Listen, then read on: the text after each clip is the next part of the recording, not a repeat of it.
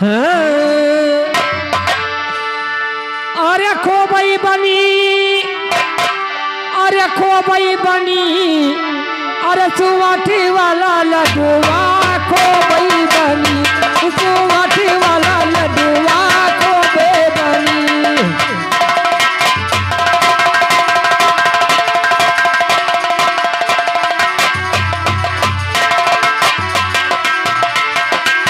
खूब बना खूब बनी सुवठ वाला लडुआ खूब बनी, सुवठ वाला लडुआ खूब बनी।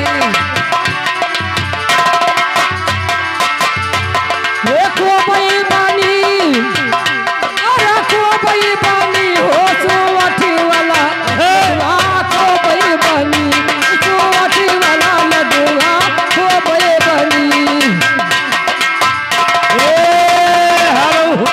या देखो क्या आएगा मेम साहब, लड़कवा कह दीदी, लड़कवा कह दीदी अपने भाई के ने उछौर मारी 10 रुपया दे थी, लेकिन कैसे कैसे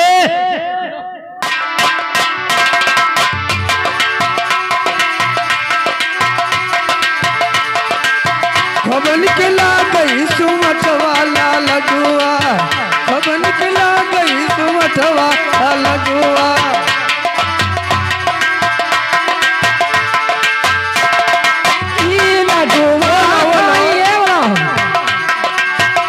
अरे लड़का कैया जी लडुआ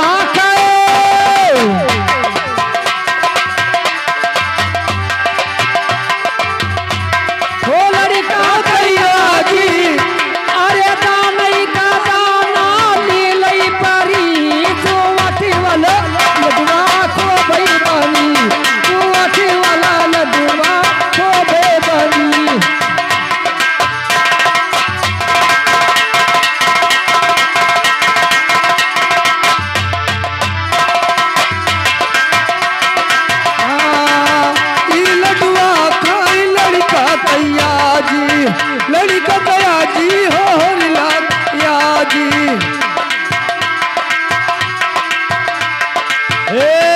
हेलो, या देखो क्या आएगा, लड़कों की बड़की बुआ, हाँ लड़कों की बड़की बुआ भुजेहरा के निवासी, जिनके तरफ से 21 रुपए का पुरस्कार है मेम साहब, लेकिन बढ़िया सोहर सुनाई दो।